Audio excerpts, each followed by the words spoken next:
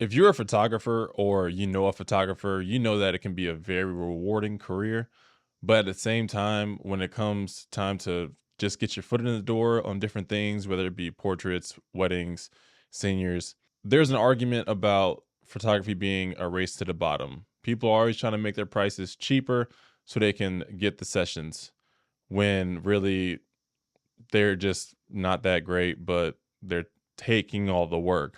But is photography a race to the bottom? Like, are we experiencing the decline of photography? Well, let's talk about it. In short, I guess after this I can just stop the video. But in short, the answer is no. And I'll tell you why I think that it's not a race to the bottom. I feel like you market yourself to who you want to photograph. So if you're kind of like that hobbyist photographer, or you're just here and there, oh, like I'll shoot this for free, I'll shoot that for free because I'm not trying to make a business out of it. And that with that being said, you're not really booking the clients that are luxury or that really like care about the outcome. If you got clients that really care about the outcome and really care about the final product and just want really really good work, then they're going to look at higher price photographers rather than trying to ball on a budget. Because realistically, no matter what it is, and not just photography, I mean, if you go to a restaurant and you see $100 steaks on the menu, and you go to this other restaurant, you see $20 steaks on the menu, you're not going to get $100 steak taste for that $20. And most people know that. But sometimes in photography, it's almost like not known. People just kind of get confused and they want to book a $200 wedding photographer and think they're going to get outcome like Ream Photography, who starts at $7,000. So I've heard. You got people who are charging $10,000, $11,000, $12,000, $20,000 for wedding packages, and they're getting booked consistently. And they're not lowering their prices because their clients know that they want a certain look, and they know to get this certain look, they're going to have to pay a certain price. So there's a lot of people on like the Facebook groups I'm in or on Instagram. They're like, oh, it's a race to the bottom. Everybody's just getting cheap now.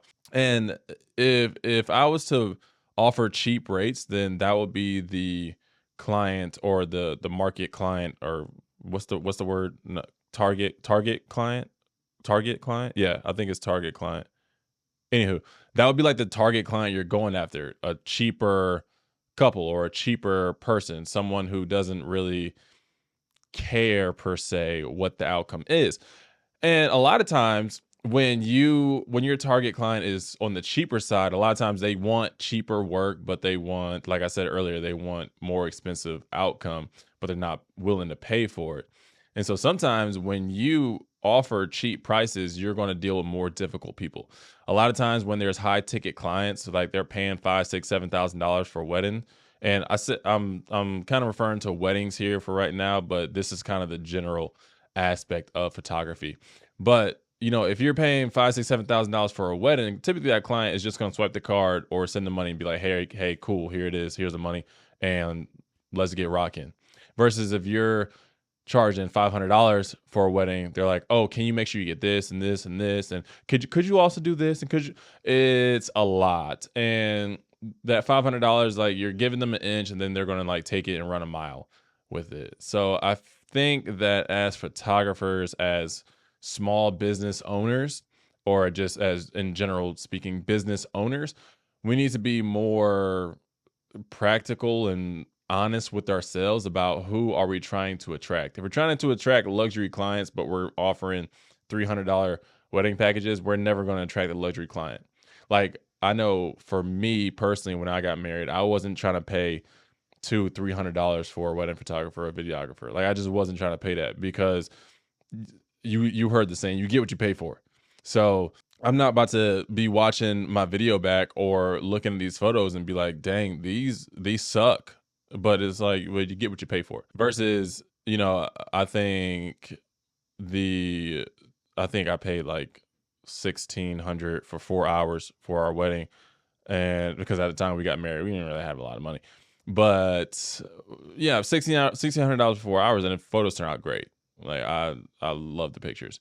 But photography is moving in a way where there's more stuff coming out. There's more value being put into it essentially, and as independent business owners, like, they're going to make their own prices, we're going to make our own prices, we're going to price how we see fit. And I think the next video I'm going to go into in depth on like how I price and how I think you should price, because I think that would be pretty interesting, because I kind of have a formula that I go off of. But I think we just have to keep in mind, like, who is our market, who is our target client, who are we trying to attract. And if you're trying to attract luxury and you see somebody offering cheap, then don't worry about them. They're not in your bracket anyway, honestly. Like, don't worry about a race to the bottom. Worry about what you offer. Recognize your worth. Say if you think you're worth $5,000 for a full day wedding, offer that. Somebody is going to book that. Somebody who is really going to take seriously how their photos turn out or their videos turn out, they're going to pay that because they care about the outcome. Versus, I'm not going to worry about somebody charging $200 for a full wedding day. I'm like, oh, you got it. Like, I'm not even going to try to compete with you, because for what? Why am I going to recognize my worth and say, hey, I'm going to charge this for a wedding, but let me charge under $200 because I want to compete and I want this wedding, I want this work? Why are you going to rob yourself of your talent? Why are you going to rob yourself of your time, of your efforts? Like, there's so much, as we know. And if you're a photographer, if you're a client, then, I'll tell you, like, there's so much that goes into preparing for a wedding. Like, you get the inquiry, and then you send the email to set up a video chat. Then you talk to them, make sure y'all a good fit. You send the contract. You get to know your couple. If it's a local venue, you might go scout the venue beforehand. There's a bunch of prep that goes into it. You have to maybe rent lenses, buy cameras, buy stuff for the day. Maybe it's a new outfit, and then during the day you're getting there. You're spending 8 hours at least, and then post production you have to back up the pictures. You gotta upload them into Lightroom. You gotta edit them, stuff like that. I mean, there's a lot. Sorry, I just burped. But there's a lot that goes into a single day of wedding photography. But like I said in earlier videos, I might have said in earlier videos, I don't really remember, but it's like if you're watching a sports game or you go to a sporting event. If I was to go down the street to watch the Carolina Panthers play, I see what they do on game day, but there's so much more that goes into it leading up to that game. And that's how clients really need to think of this. They're paying all this money for a ticket. Like, why am I paying this money for a ticket for one day? Because there's a lot that goes into leading up to this one day. But all you see is the game, just like the wedding. All you see is the wedding, but you don't see all the pre and post stuff that goes into a wedding, and it's a lot. So, is photography a race to the bottom? I would say that's my cat again. I was hoping he didn't come in here, but if you watched one of my last videos, you saw my cat also. But this is Finn. That's my dog. But anyway, photography is only a race to the bottom if you don't know who your market client is and if you are desperate for work, essentially. Like, if you think that you're not going to get any other work unless you're the cheapest, then yeah, it's a race to the bottom, because at the end of the day, that's just unrealistic. And you need to price what you're worth and how much time you put in, how much gear you have. Like, all that needs to be taken into account. If you are trying to get into a luxury market, okay, you need to get down. I'm sorry. If you're trying to get into a luxury market and you're pricing $3, $4, $5,000, don't change your prices for that, because somebody is going to book that. Somebody's going to find worth in that and value in that.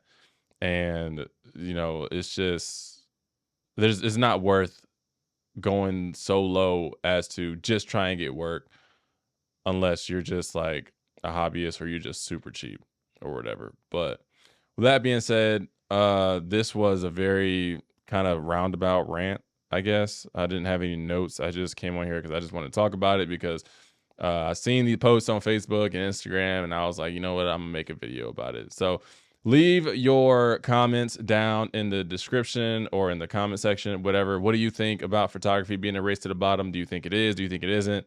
Do you think it's for the lower bracket photographers, because luxury already has like their own thing. Like, what do you? I want to hear from y'all. What do y'all think? But in my opinion, it's not, unless you're just not seeing your worth or not seeing the value that you offer to your clients. So, with that being said, thank you for tuning in to another video. If this video was of value to you, or you enjoyed this conversation, leave a like and subscribe. And I appreciate y'all. I'm wanting to do a giveaway at like 100 subscribers. I don't know what I'm going to give away yet, but I am 60 subscribers away. So let's get there so I can give something away to one of you lucky people. All right. So appreciate y'all tuning in. Until next time.